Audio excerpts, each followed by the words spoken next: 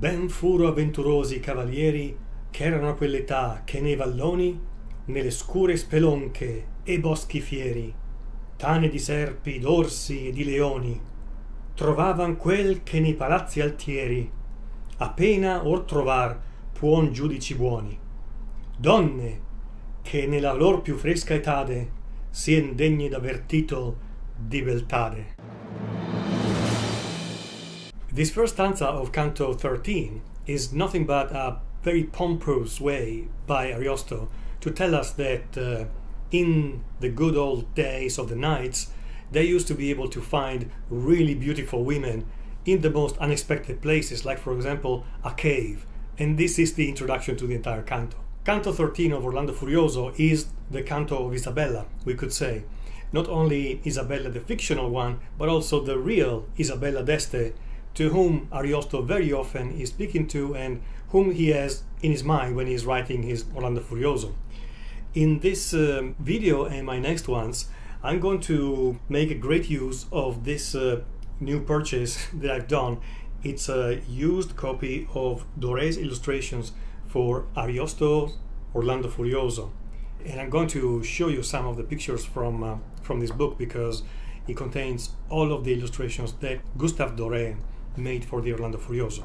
Also, before starting with Canto 13, I would like to make a little bit of a point of the situation, because if you're like me, at this point it's a labyrinth, and at this point you might feel a little bit lost, especially when it comes to our main characters. So if we consider the two couples, Ruggero and Bradamante, and Orlando and Angelica, as our main protagonists, where are they at this point? Where are they at the beginning of Canto 13? Well, the easiest one is Orlando, because we followed him until the end of Canto 12, and we know that he's still going around all of Europe looking for Angelica. He's entered some type of secret cave, and he's found a beautiful woman who is not Angelica. She's Isabella, and she will tell him a story.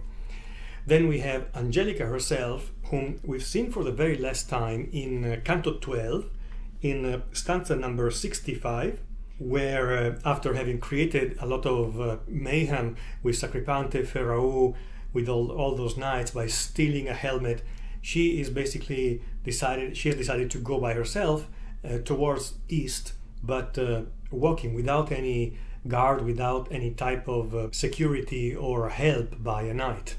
Then we have Ruggero, who, as we know, he is still trapped in the in the palace of Atlas, this palace of illusions. He is chasing his own illusions, and we've left him there the last time that we saw him. And then we have Bradamante, whom for the very last time we found in Canto number 7 at verse 49, where she gave her ring of invisibility to Melissa. And so in this canto, Canto 13, we're going to meet with Bradamante again and see Melissa again as well. So there is a reconnecting point from Canto 7. So Canto 13 is very easy to summarize. We can say that it's got two main parts. In the first part we have Isabella's story, and in the second part we have the continuation of the actual plot. So initially we have Isabella's story to Orlando. Orlando listens to a story where Isabella was in love with Zerbino, the son of the King of Scotland, and we've seen already Zerbino in which canto? In Canto number 5. She was in love with him, but they were of different religions. She is a Saracen, he is not, so they plot to elope together, to go and get married together by having Isabella escape from her kingdom, so in secret. However, the plans don't go as they should have, because Zerbino cannot be part of the mission itself, so he asks his best friend, one of his best friends, Odorico, to kidnap Isabella from her palace, from wherever she is living. The whole scheme goes very badly. Isabella is shipwrecked, and Odorico, Zerbino's great friend, tries to rape her. At this point, Isabella is able to escape Odorico.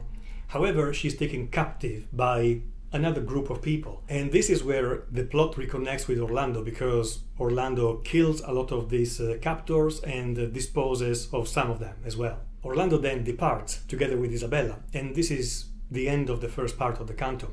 In the second part of the canto we see Bradamante. She is visited by Melissa, who gives her news about Ruggiero, and she tells her how she is supposed to save Ruggiero from Atlante's spell, the palace of Atlante. Bradamante seems to have understood, and she actually has understood, but once she gets there, once she gets to the palace, she is also tricked by the illusion of the palace, and she falls prisoner, she becomes a prisoner of the palace as well. At this point we have a coda of the canto where we return to King Agramante and the Moorish camp where all the war forces are being coordinated, and that's the end of Canto 13. I'm going to read stanza number 38, which gives you an idea of how dynamic is the language used by Ariosto for this action scene. A chi il petto, a chi il ventre, a chi la testa, a chi rompe le gambe, a chi le braccia, di ch'altri muore, altri storpiato resta. Chi meno è offeso, di fuggir procaccia. Così talvolta un grande sasso pesta, e fianchi e lombi, e spezza capi e schiaccia. Gittato sopra un gran tapel di bisce, che dopo il verno al sol si goda e lisce. We hear about Isabella d'Este from stanza number 59, where Ariosto is giving a description of Isabella, which is, of course, a little bit sycophantic, we could say, but there was a really great relationship between the two of them. We know this historically. So he calls her doper illustri e di bei studi amica. She was an intellectual. She loved to research, to study, and she loved literature as well. This very rich canto has some fast, some slow parts, and it concludes maybe a little bit with a soft tone.